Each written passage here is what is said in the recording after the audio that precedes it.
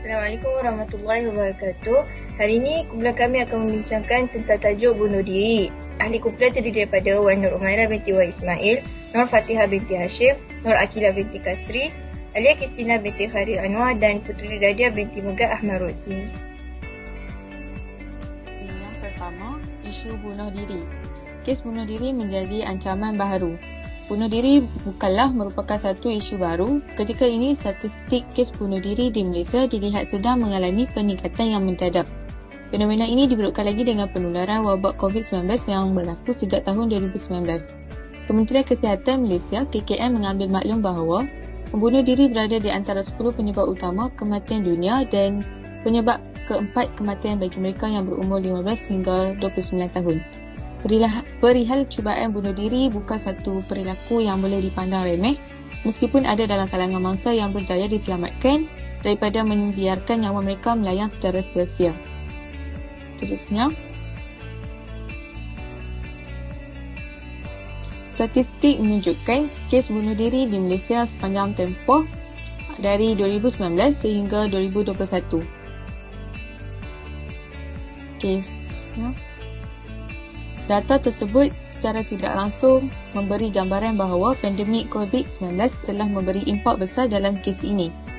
Data tingkah laku bunuh diri meliputi idea bunuh diri, rancangan bunuh diri, cubaan bunuh diri dan akhirnya membawa kepada kematian. Tingkah laku bunuh diri berdasarkan statistik di atas, data menunjukkan bahawa 3 punca utama bunuh diri terjadi akibat daripada masalah keluarga, tekanan perasaan dan kewangan. 3 punca utama ini berpunca daripada tahap kesihatan mental seseorang itu. Gangguan terhadap kesihatan mental merupakan punca utama yang mendorong individu bertindak untuk membunuh diri. Tahap kesihatan mental yang tidak sihat akan mendorong kepada tindakan luar kawal. Hal ini dikatakan sedemikian kerana jika seseorang itu mempunyai mental yang sihat, sudah tentu dia akan menanganinya dengan bijak, tanpa berfikir untuk membunuh diri sebagai jalan terakhir. Tetapi jika seseorang itu mengalami gangguan terhadap kesihatan mentalnya, dia akan mengambil jalan singkat dengan menamatkan riwayat hidup sendiri. Seterusnya, pemikiran yang terjejas merupakan ciri-ciri kesihatan mental yang tidak stabil, akan membawa kepada pelbagai gejala gangguan mental dan tingkah laku termasuklah bunuh diri. Kes bunuh diri sebenarnya tidak dapat dipisahkan dari tekanan atau stres dan juga kestabilan pemikiran individu dalam menjalani kehidupan yang banyak cabaran. Berdasarkan pemerhatian pakar psikologi, semakin meningkat kes masalah kesihatan mental, semakin meningkatlah kes bunuh diri di sebuah negara tersebut.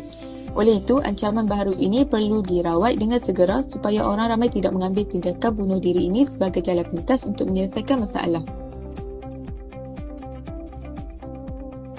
Yang seterusnya adalah faktor-faktor kes bunuh diri.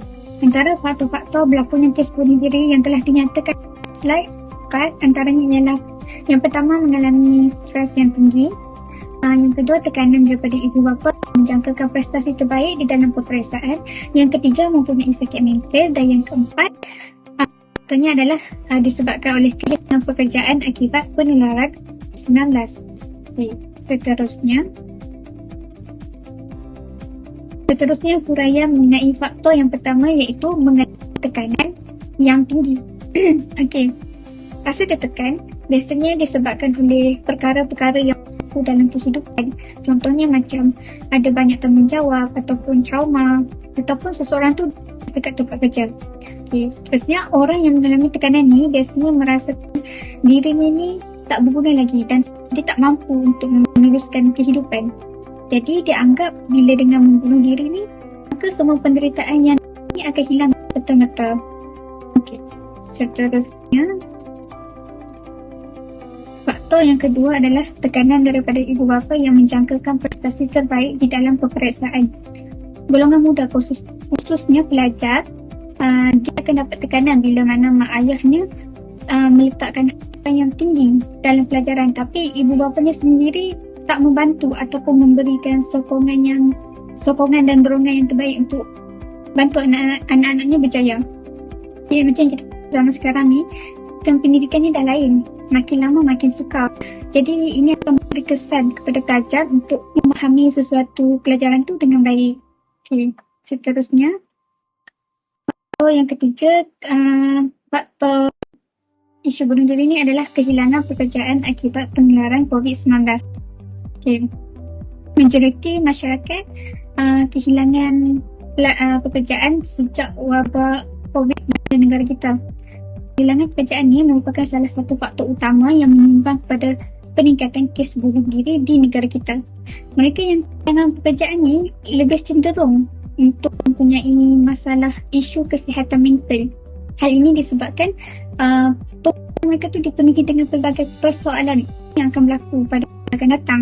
Jika begini-begini, contohnya macam kalau mereka tak ada wang, macam mana mereka nak teruskan? Macam mana mereka nak menyara keluarga? Macam tu. Okey, jadi kita teruskan dengan pertanyaan yang seterusnya daripada saudara Sulia. Seterusnya, hukum membunuh diri. Hukum membunuh yang kita tahu ialah haram berdasarkan firman Allah dalam Al-Quran seperti yang bermaksud, dan janganlah kamu sengaja mencampakkan diri kamu ke dalam bahaya kebinasaan. Surah Al-Baqarah ayat 195.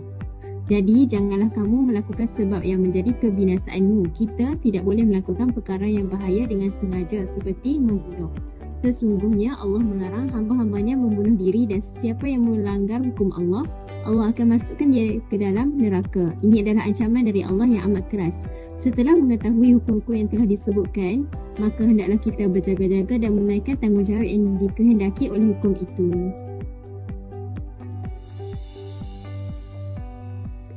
Baiklah, seterusnya kita pergi kepada langkah mencegah kes bunuh diri.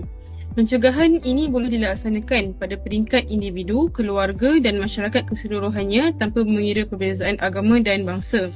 Ini bersesuaian dengan firman Allah dalam surah Ali Imran yang bermaksud, kamu yakni umat Islam adalah umat yang terbaik yang dilahirkan untuk manusia, kerana kamu menyuruh kepada yang makruf dan mencegah dari yang mungkar.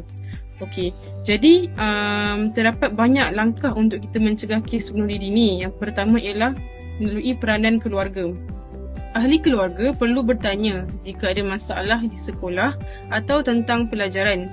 Apabila mereka mula bercerita tentang masalah mereka, kita perlulah mendengar dengan teliti. Kita juga boleh bersama-sama melakukan aktiviti yang mereka sukai supaya mereka tidak berasa keseorangan dan lebih tenang, kerana hubungan rapat antara keluarga itu mampu mencegah cubaan bunuh diri. Yang kedua ialah peranan rakan sebaya. Rakan merupakan antara orang yang paling rapat selain keluarga. Kebanyakan mereka lebih selesa untuk menceritakan masalah mereka kepada rakan kerana beranggapan bahawa kawan-kawan lebih memahami mereka. Jika ada antara rakan yang memberitahu bahawa mereka cenderung untuk membunuh diri, kita hendaklah menasihati dan mengingatkan mereka bahawa membunuh diri adalah perkara yang dibenci oleh Allah dan Rasul. Seterusnya, peranan masyarakat. Okey, masyarakat boleh memupuk keharmonian melalui aktiviti berfaedah yang boleh disertai oleh semua golongan masyarakat. Contohnya gotong royong dan ziarah menziarahi. Jiran-jiran dapat bertanya khabar dan bercerita tentang masalah masing-masing, dan jika ada di antara mereka yang cenderung untuk membunuh diri, ia dapat meringankan beban individu yang mempunyai masalah kesihatan mental dengan memberi sokongan dan dorongan untuk mendapatkan rawatan. Yang terakhir ialah peranan media. Media berperanan memberikan maklumat yang sahih dan melaporkan kejadian bunuh diri dengan mematuhi garis panduan pelaporan media yang bertanggungjawab, iaitu Guidelines for Media Reporting on Suicide. Media perlu mengelakkan daripada menyiarkan cerita tentang pembunuhan diri agar penonton tidak mencontohinya dalam kehidupan seharian. Okey, itu sahaja untuk langkah.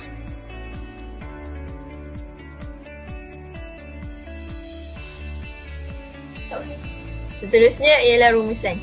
Rumusan yang kita dapat daripada tajuk ini ialah kes bunuh diri ini tidak boleh diabaikan, terutamanya apabila ia melibatkan golongan belia. Bunuh diri juga salah satu perbuatan yang sangat dibenci oleh Allah. Allah juga telah banyak berfirman di dalam Al-Quran tentang bunuh diri. Bunuh diri adalah isu yang berkait rapat dengan kesihatan mental individu. Masyarakat harus memainkan peranan utama dengan mengambil berat terhadap tanda-tanda kemurungan yang ditunjukkan oleh remaja khususnya, agar dapat dikesan dengan lebih awal dan boleh diberi rawatan dengan segera. Secara kesimpulannya, setiap ahli masyarakat perlulah peka terhadap kesihatan mental diri, keluarga, jiran tetangga serta komuniti setempat agar semua dapat hidup harmoni dengan menyalurkan segala tekanan yang dihadapi pada tempat dan cara yang betul. Malah dalam menangani isu bunuh diri ini, semua pihak termasuklah ibu bapa, guru, pihak kerajaan, media dan badan bukan kerajaan haruslah menyalurkan tenaga bagi mencapai hasrat tersebut. Kami berharap kita dapat memerangi isu ini yang telah menyerang golongan belia sejak sekian lama. Sudah tentu dunia di mana tidak ada lagi bunuh diri adalah apa yang kami anggap dunia yang ideal. Sekian, terima kasih.